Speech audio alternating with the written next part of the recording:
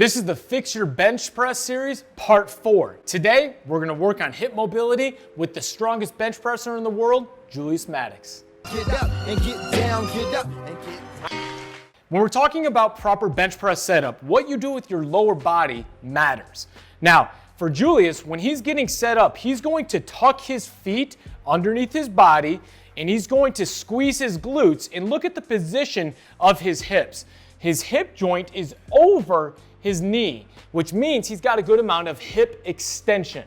Now, a lot of people will not show that sufficient hip extension. They'll have their feet further out and they're just relaxed in their hips, which again is going to decrease the amount of leverage that you can create out of your lower body. When you don't have sufficient leg drive, you're not going to be putting up the bench press numbers and the efficient technique that you want to see.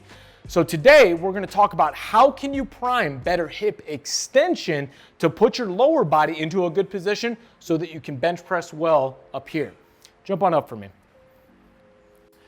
So one of the simplest things that we can do to prime hip extension, just drop down onto one knee and you're going to put your hands on your hips like this. Now what you're going to do is take your hands, tuck your butt under a little bit and then shift your hip forward. Do you feel that really good stretch in the front side of your hip? So from a side view, guys, what he's doing here is he's taking his hands, he's posterior tilting just a little bit to squeeze the glute and then just shifting forward. So what we're doing is we're priming hip extension, neutral spine, glute activation.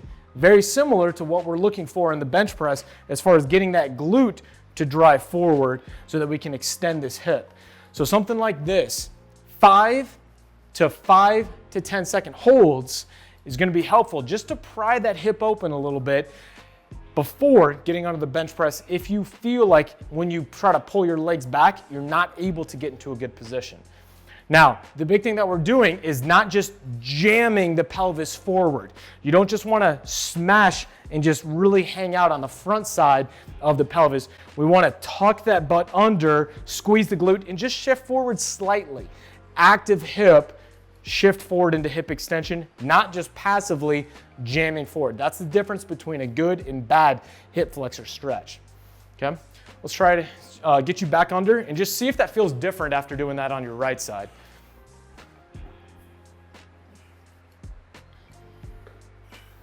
So again, as he gets set up, he's going to coil himself down. Feet are getting pulled back, squeezing the glutes. And you can see the hips are on top of the knees. That's a good bottom position. How's that feel compared to that? What I've immediately, the response was is that it's allowing me to, because I have poor hip posture mobility, stretching it out allowed me to rotate my foot out instead of having it out in, my heels in. So it allowed me to rotate that heel out instead of rotating it in. Does that make sense? Yeah. So again, showing you one of the best bench pressers in the world focuses on what he's doing with his lower body, knowing that everything down here is connected in that linkage. When it's strengthened and in the right position, it's going to allow him to optimize his technique and optimize the power production. There we go.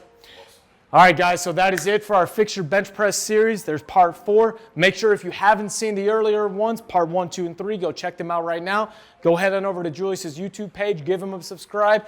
Got a lot of other good videos coming on you for the way. So there we go, guys. Till next time, happy bench pressing.